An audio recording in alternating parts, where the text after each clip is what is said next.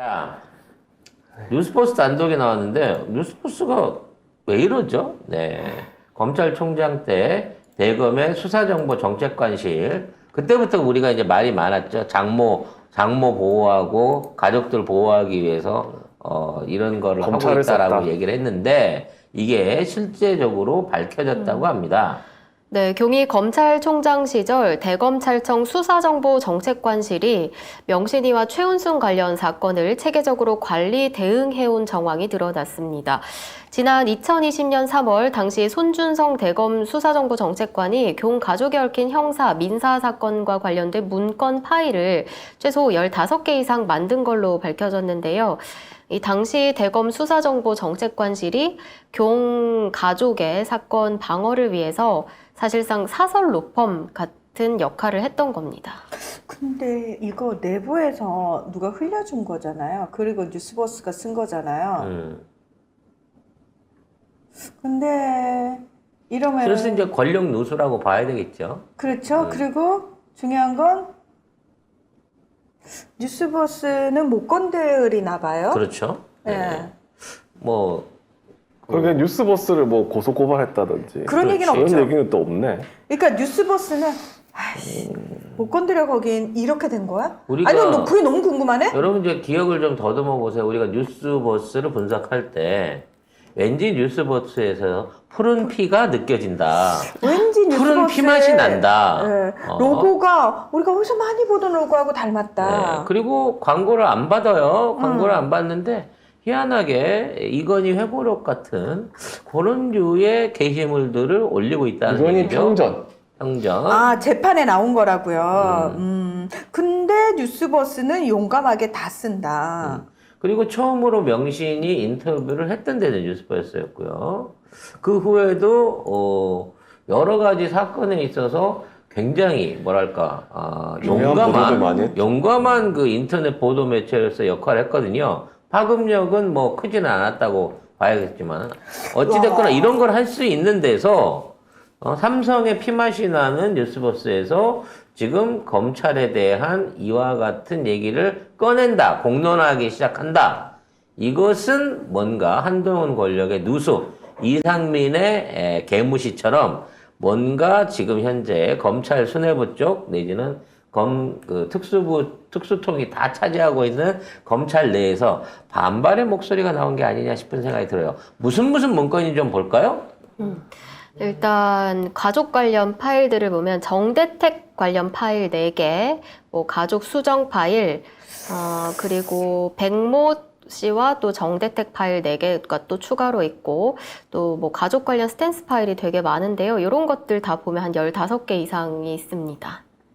저는 이제 정대택은 김건일 거고요. 장모와 관계된 부분 좀 있는 것 같고 백모 씨 이거는 그 정대택 씨하고 백모 씨하고 아마 그 부동산 소송 관련해 갖고 뭐 상의하고 뭐 이런 쪽으로 가는 것까지. 백모 씨가 이 증언 뒤집은 사람이잖아요. 그러니까 네. 두루두루 이제 전반적으로 얘기들에 대한 대응 문건을 다 했다는 얘기는 장모가 죄가 있고 김건희가 구린 구석이 있다는 거를 알고도 관리를 했다는 거 아니에요. 아니 근데 이거 자체가 말이 안 되는 게 검찰이 왜 윤석열 가족 거를 이렇게 개인- 합니까? 그러니까 그냥 개인 로펌에 맡기든가 밖에 나가 있는 애들한테 해야 되는데 공무원 신분으로 손중성 검사한테 왜 이런 걸 하는 검사한테 이걸 시켰다는 거죠.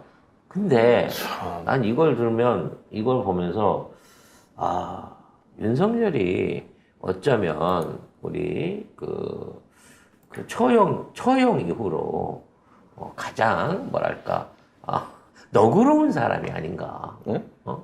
자기 식구 초용가에 나오는 것처럼 자기 식구가 도대체 과거에 뭔 짓을 했는지를 다 알고 있으면서 그걸 덮어주기 위해서 부하 직원한테 이 쪽팔린 일을 시킬 정도로 가족 사랑, 특히나 처가 쪽 사랑이 장모. 너무 극진하지 않을까. 이런 효심이 깊은 사위, 이런 너그럽고 애정이 깊은 남편이 어디가 있을까? 가족 관련 스탠스 파일이 있고 가족 관련 스탠스 1이 있어요. 1만 있나 그러면 2, 3, 4 있지 않나 그렇게 생각이 되고 그 다음에 장모 팩트 체크 3 파일이 있거든요. 그러면은 3이면 1, 2는 일리가 있죠. 그럼 검찰 자체적으로 지금 이걸 다 가지고 있다라는 건 우리가 나중에 정권 바꿔가지고 이거 그대로 이용해가지고 잡아 쳐놓으면 된다는 얘기예요. 요걸로 기소하면 되는 증거인 그러네요. 거예요. 이게 얘를 갖고 있는 거죠. 근데 난 여기 또 하나 나가보고 싶은 게 이제 이거 팩트를 체크를 했어. 조사를 했어. 뭐 증거 문건을 만들었어. 보고만 했을까요? 나는 이거 수사하는 애들이나 이러한 정보를 제공했던 애들한테 입막음을 시키거나 또는 증거를 인멸시키려고 했거나 또는 이와 관련된 재판이나 기소, 고소 등의 내용 안에서 야 이건 빼, 이거는 이런 방식으로 가지 마, 이건 무시해 라고 하는 직접적인 압력까지, 외압까지 행사하지 않았을까라는 생각이 든다는 거죠. 저도 사실 약간 제가 하는 의심은 뭐 처갓집에 대한 사랑을 얘기하셨는데 제가 볼 때는 그게 아니라 뭔가 윤석열이 멱살 잡혀 있는 느낌이. 그냥 손바닥에 놓고 가지고 노는 것 같은데요. 그냥 적당히 술 제공하면서 살살 꼬셔서 제공. 했다가 매도 좀 때렸다가 누가 그러죠? 얘들 지야. 우리 신랑 바보예요라고 했잖아요. 아무것도 모른다. 그 얘기 했어. 거의 조련하고 있는 건가요, 지금? 김건희가 윤석열을? 그런 것 같은데요. 술 마시는 거 싫어하던데. 아무튼 이렇게 해가지고 서준성 검사가 권순정 검사, 성상욱 등 뭐 이렇게 해가지고 다 보냈어요, 파일을. 그러니까 나중에 알고 보니까 윤석열 가족 대응 문건 관련된 검사들이 이제 승진을 합니다. 왜? 일을 잘했거든. 잘 막았거든. 잘 막았어요, 아주. 그걸로 문제가 안 됐거든. 그러면 얘들 고스란히 이용해가지고 자 이제 다시 재입증해로 하면 되겠네. 우리가 정권 잡으면 얘들 그대로 놔둬 그대로 이용해 먹을 거니까. 자 네가 만든 거니까 네가 제일 잘 기소하겠지. 너한테 맡기겠다. 그래서 이런 오늘 식으로. 이런 결과도 나왔어요.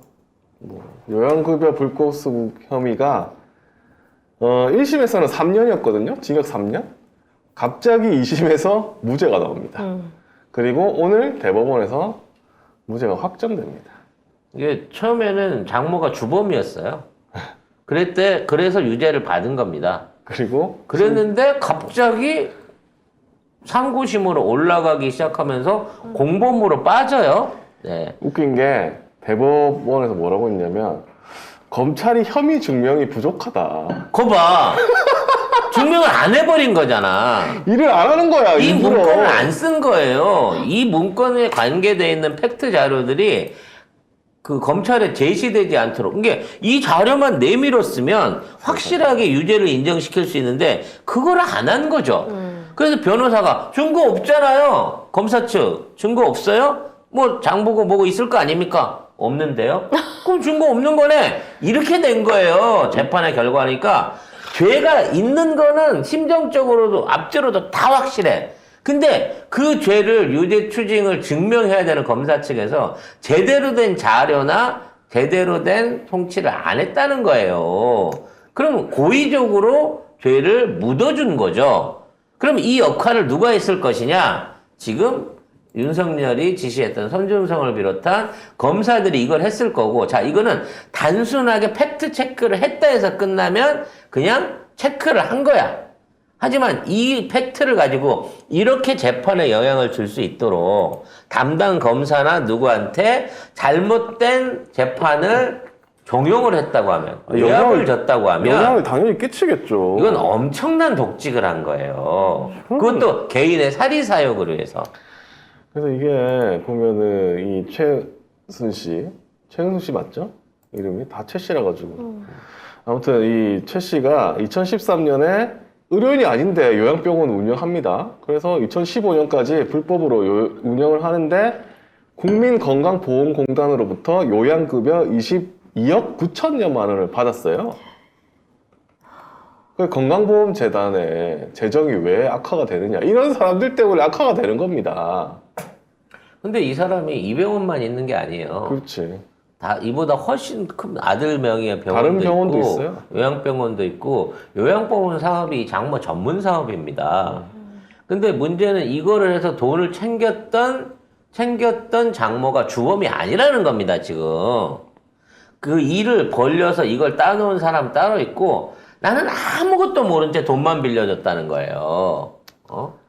그래서 그 돈을 돌려받기 위해서 그게 의료보험공단에서 내준 돈인지 모르고 그냥 돌려받았다는 겁니다. 그래서 죄가 없다는 거예요. 그래서 이게 말이 되는 겁니까? 검사라고 판사가 물어보니까 되는 것 같으세요? 그럼 특별하게 직접 운영했다는 증거가 없어. 이래버린 거라니까?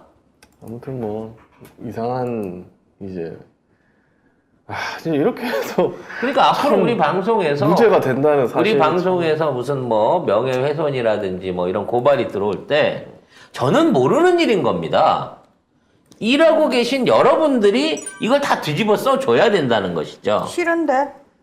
너는 싫어도 괜찮아요. 왜냐면 그렇게 해주는 사람이 만들면 그런 방식으로 해갖고 빠져나갈 수 있는 구조가 만들어진다는 거예요. 그럼 이게 여기서만 적용될까요? 앞으로 요런 류의 대기업들 재판, 또 주범 있고 돈 있는 애들이 연관된 재판, 검사하고 연관돼 있는 사람이 들어있는 재판에서는 도이치모터도 그렇고 뭣도 그렇고 다 밑에 일한 놈들은 실형을 받아도 정작 그거를 실행했던 주범들은 전혀 이와 같은 법적 제재를 안 받게 될 거라는 겁니다. 이걸 그냥 놔두면. 그럼 이거 이용하자. 이거 우리 이용해가지고 우리도 빠져나가자. 우리가 빠져나가는 게 아니라 이런 짓거리를 한 놈들을 찾아가지고 옷대가리까지 전부 줄을 확 쳐내버려야 돼요. 아니 우리도 좀 이용하고 그다음에 쳐낼 건 또 쳐내고. 예. 아니 나는 이거 하나하나 다 배워가지고 고스란히 다 써먹을 거야. 우리가 정권 잡으면 다 써먹을 거야. 아휴, 짜증스럽고요.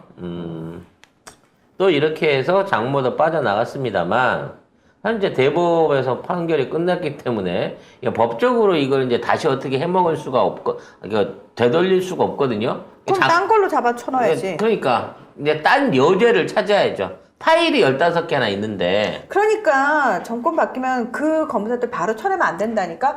불러서 면담해야지. 야, 어떡할래? 너 지난번에 수사 잘못한 거 있지? 네가 만든 거잖아. 네 선에서 깨끗하게 해결하고 어떻게 살아남을래? 아니면 그 끈 떨어진 그 권력에 끝까지 충성하다 너 돼질래? 선택해. 내가 면담하면 안 돼? 내가 면담하고 싶다. 그래서 윤석열이나 한동훈을 지금 저 상태에서 권력과 어떤 정권을 놔둔 상태에서 검찰 내부에서 또는 검찰이 자정작용을 통해서 기소해가지고 쟤네들을 처벌한다? 이건 불가능한 것 같아요. 자정은 가능성이 있을 때 하는 거예요. 그러니까 이제 검찰은 이제 자정을 할 수 있는 단계를 넘어선 것 같습니다. 이제는 폐기해야 될 조직, 완전히 없애버리고 새로 만들어야 될 조직일 정도로 썩어도 너무 심하게 썩었네요. 근데 이게 윤석열이 검찰총장 된 2년 만에 이렇게 썩은 걸까요? 아니요. 예전부터 이런 거였다고 봐야 됩니다, 검찰은. 썩어 있었던 거죠. 근데 윤석열이라고 하는 어떤 눈에 띄는 큰 물고기가 보여주는 거예요. 검찰의 본 모습을. 너무나도 적나라하게 보여주는 겁니다. 그런 면에서 검찰에 대한 사망신고를 내리게 만든 그런 판결이었고, 이거는 판사를 탓할 수 있는 게 아닙니다, 여러분. 검사가 증빙을 안 했기 때문에 판사 입장에서는 유죄라고 때릴 수가 없었다라는 부분이에요. 다른 사람은 다 유죄의 증거를 냈는데 최은순 것만은 안 내는 이런 불공정한 기소, 불공정한 재판이 지금도 대한민국 검찰 안에서는 이루어지고 있다라는 점을 우리가 알아야 될 것 같습니다.